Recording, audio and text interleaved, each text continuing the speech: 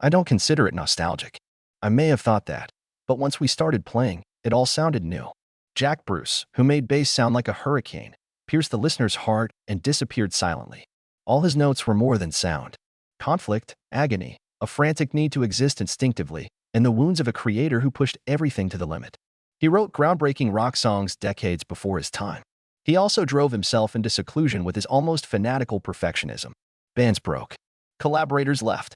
Even his kids avoided him. Artistic peaks and unfettered falls into stillness characterized his existence. He was praised for intellect. However, those who worked with Jack Bruce saw him as wild, distant, scarred, and obsessed with control. After dominating the world with Cream, he fell into addiction. He broke rock-based rules in practically every personal relationship because he didn't know how to stop. Nearly died after a liver transplant, only to die quietly a few years later in a house without audience, stage, or spotlight. This is the honest portrayal of a guy who never compromised, who chose the route of creation knowing it would consume his peace and the people he loved most in his early life. Bishopbriggs, Lanarkshire, Scotland, was the birthplace of Jack Bruce on May 14, 1943. World is suffering from war and crisis. His family was poor but musical. Charlie Bruce, his jazz-loving father, had records by the Beatles, Hendrix, Bob Dylan, and Charlie Parker. He introduced Jack to concerts he would never forget. Jack's childhood was aimless. Charlie and Betty, his parents, worked in Scotland, Canada, and the US, causing him to attend 14 schools. He never had close friends or a secure childhood, yet he never stopped playing music. While other students played ball or chatted after class, quietly listened to vinyl recordings, repeating jazz solos like they were the key to existence. Jack started cello lessons at 11. He later described the instrument as mournful like a backward wound. He studied hard not to please anyone, but because he felt only music could save him from abandonment. At 13, he switched to acoustic guitar and practiced 2 hours a day without pressure. Jack merely wanted a nice instrument, whereas his colleagues dreamed of careers and futures. He studied cello and composition at the Royal Scottish Academy of Music and Drama on a scholarship at 16. The story wasn't fairy tale. He rapidly discovered that jazz and non-classical ideas were stigmatized in academia. A professor looked him in the eye and said, Jack left the academy with calm disgust, carrying his first artistic scar. After Scotland, he drifted through Italy and England. No degree, money, or direction. He had his hands, a double bass, and a strong desire to play real music. He joined dance bands, played jazz in small clubs, and worked for free to be on stage. Jack Bruce dreaded neither poverty nor loneliness, only the need to follow the rules in those early years. The early years of Jack Bruce's career were a constant struggle to exist through music on his own terms. After touring in Italy and England, Jack joined Alexis Corner's Blues Incorporated, a pioneering British blues band, in 1962. He worked with future Rolling Stones luminaries Charlie Watts, Graham Bond, and Ginger Baker, with whom he would experience profound relationships and furious fights for most of his life. Jack, Graham Bond, Ginger Baker, and guitarist John McLaughlin formed the Graham Bond Quartet, later renamed the Graham Bond Organization, after the band disbanded in 1963. Jack switched from double bass to electric bass during this time, defining his unique style as technically advanced, melodically rich, and unconstrained by rhythmic support. Conflict accompanied creation. Jack and Ginger Baker often fought, smash each other's instruments, and fight on stage. Bruce left the organization in August 1965 because the situation was unworkable.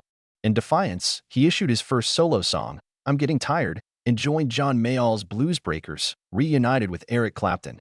Though his tenure there was brief and no album was published, later recordings showed Jack and Clapton's musical chemistry, which would impact their destinies.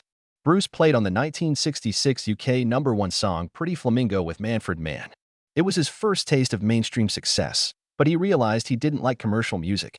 At the same time, Jack joined the brief supergroup Powerhouse with Clapton, Steve Winwood, Pete York, and others.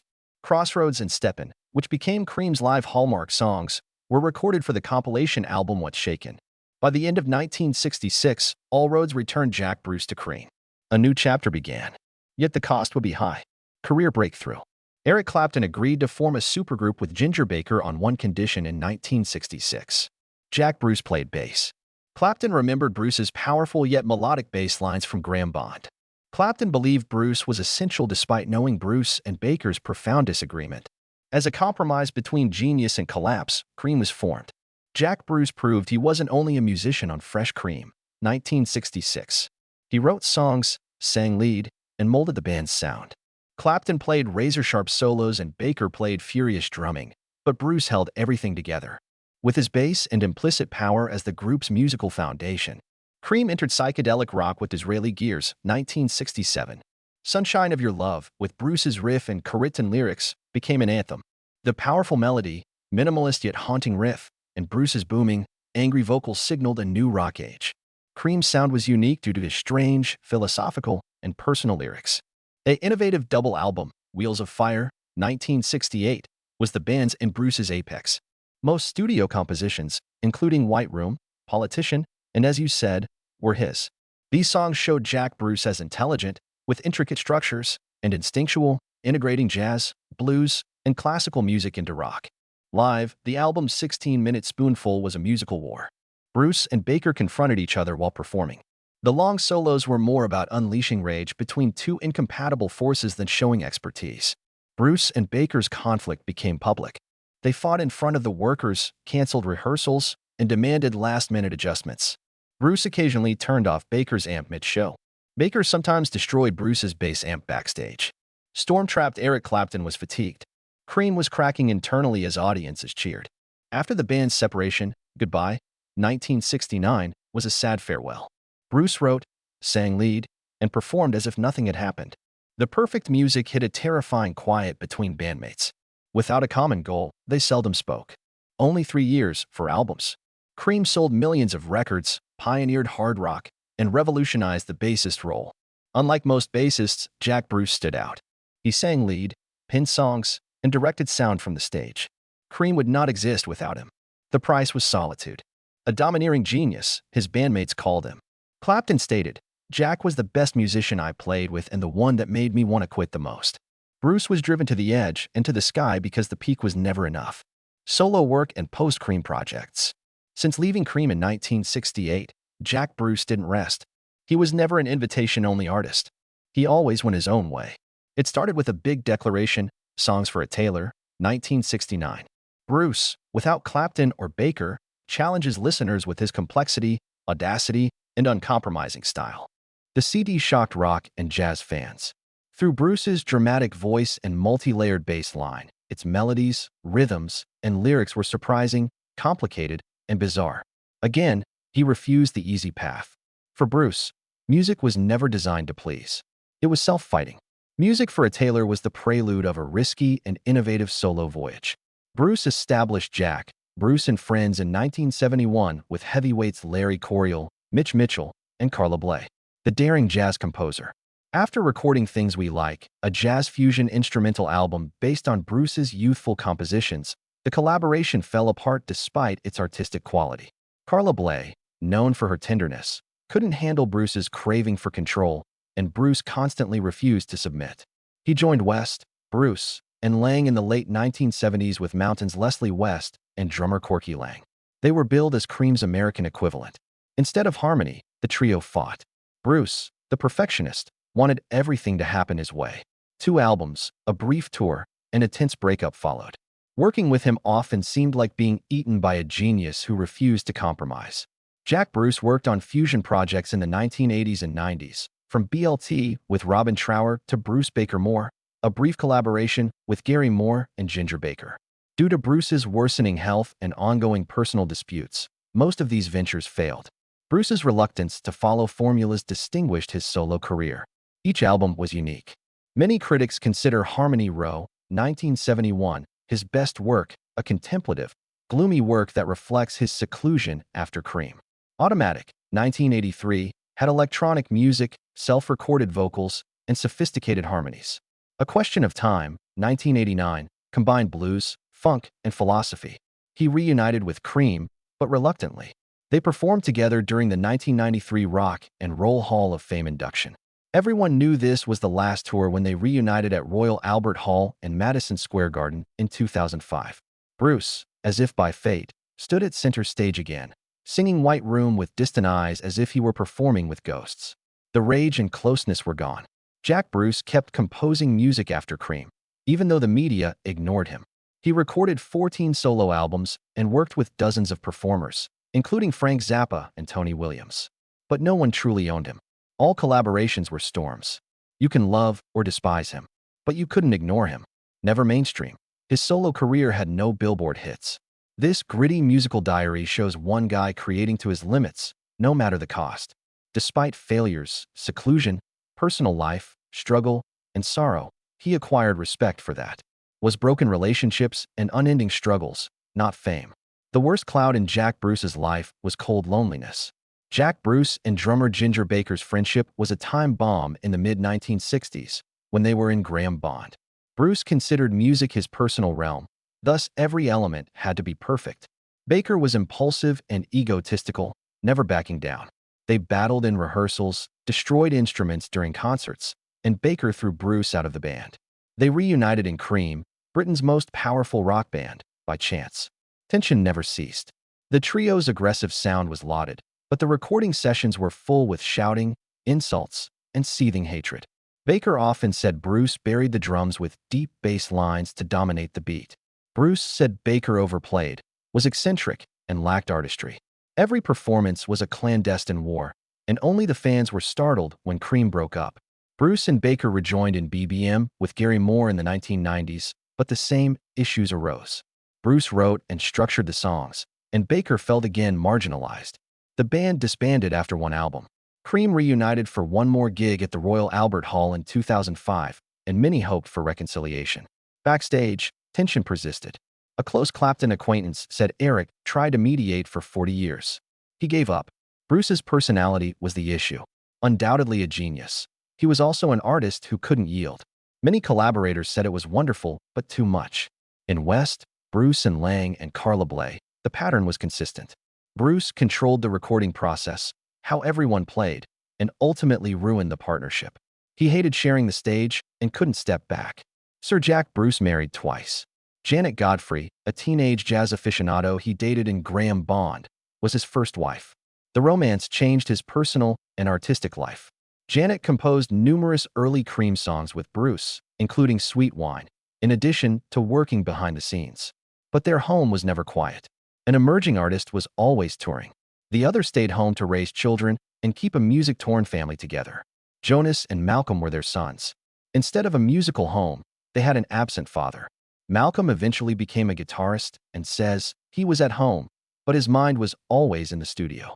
No father-son jam sessions or meaningful chats, just brief glimpses of Bruce in silence with his bass, smoking, and then departing. After divorcing Janet, Jack remarried Margaret Bruce, a German woman who supported him for 30 years. Margaret wasn't a musician, but her quiet strength may have benefited Bruce in his later years. For more offspring followed, including musical daughters Aruba Red and Kyla. Both sang on his final record to bridge the gap between the aging father and his daughters, who thought he was too far away. Sitting in the same room. Not all emotional distance was repaired.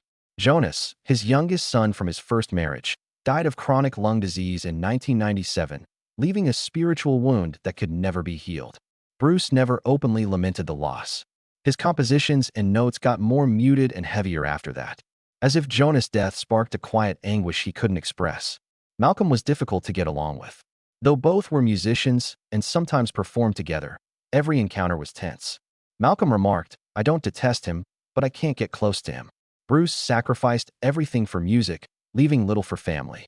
It wasn't simply his personality. Bruce fell into darkness due to his self-destructive lifestyle. He became heroin and alcohol dependent in the early 1970s. Bruce alternated between brilliance and collapse for years. He sometimes sold instruments to survive. A friend saw Bruce consume whiskey at 9 a.m. and enter the studio without a problem. But that couldn't last. Bruce came near bankruptcy in the late 1970s due to unsuccessful musical ventures, manager relationships, and unrestrained addiction. The musical genius who once shook Madison Square Garden had to perform in small pubs to pay the bills, a hard fall for him. Loneliness didn't affect Jack Bruce. It was inevitable since a life spent creating forgot that light may burn away our most precious things, legacy and influence. People called Jack Bruce a legend before his death. His name was always associated with a unique domain of light where technique and emotion blended into a near metaphysical language for bassists and composers. Jack Bruce was more than Cream's bassist. He created songs, sang lead vocals, arranged music, and defined the band's sound. an unprecedented feat for a 1960s rock bassist. His harmonies and lyrics are evident in Sunshine of Your Love, White Room, and I Feel Free. Eric Clapton stated that Cream would not exist without Jack. As simple as that. Bruce broke the rhythmic foundation role with his bass. He played the bass like a cello in a chaotic symphony. Each solo rebelled, was urgent, and had its own logic. He inspired other bassists including Geddy Lee, Rush, Jaco Pastorius, and Les Claypool. His influence went beyond rock. Bruce bridged jazz, blues, classical, and avant-garde. In partnerships with John McLaughlin, Tony Williams, and Carla Bley, he experimented without fear of being termed strange. He became the model of a non-compromising musician who lived and died by his own music. Many critics termed him a rocker composer. Bruce kept a scholarly musical perspective on the loudest stage, challenging the crowd not to indulge. He didn't write for praise. He wrote to live and challenge. Fans remember his smoky, strong voice, which could roar through politicians or murmur in painful tenderness in Weird of Hermiston. Progressive metal and alternative rock bands love him. Jack Bruce was admitted into the Rock and Roll Hall of Fame with Cream in 2006, but those who stood beside him, battled with him, or played a note shaped by his influence never required an award. It lived on in every riff, arrangement, and artist that dared to be different. Final years. By the end of his life, Jack Bruce no longer ruled the stage and attention. He had reached the end of his life of intense inventiveness, addiction, and seclusion in silence. He lived peacefully in his Suffolk home with aging instruments, unfinished records, and memories that lit an era on fire. He was diagnosed with liver cancer in 2003 after decades of reckless lifestyle, drink, drugs, and stress. That year, he had a difficult, hours-long liver transplant that nearly killed him. However, he survived to perform one more encore in a career that had grown too long and heavy. Bruce returned to the stage slower and frilier after surgery, but with that undeniable charisma no one could mimic. He reunited with Cream for a 2005 Royal Albert Hall concert, a night of nostalgia and distance. His handshake with Ginger Baker was firm. The old tale never ended. It only paused because time was running out. His 2014 CD Silver Rails was a musical farewell. No more wrath. He spoke to himself about love, death, and the inevitability of time in silent melodies. His artist daughters Aruba read and Kyla sang on the CD. It was hard to capture what couldn't be spoken across decades in one last record. Jack Bruce died calmly in the house where he had fought so many inner struggles on October 25, 2014. No spotlight, no cheering fans, just an incomplete piano piece. His wife Margaret and children were with him. He may have remained alone in that time, as he had for most of his life. Jack Bruce ran from popularity yet made eternal music. Many deemed him unpleasant, egotistical, and impossible to deal with. He transformed a generation's view of bass, voice, and musical composition. He never sought popular approval. He solely followed his beliefs. Despite being rejected, misunderstood, and secluded, Jack Bruce never lost his identity. Warm, personable artists are adored. Jack Bruce is remembered for his uniqueness. Perhaps his refusal to compromise is his most lasting legacy. Remember that Sunshine of Your Love and White Room were more than music. Jack Bruce's soul was ferocious, lonely, and never surrendered. Do you think genius must sacrifice all to be itself? Comment your thoughts.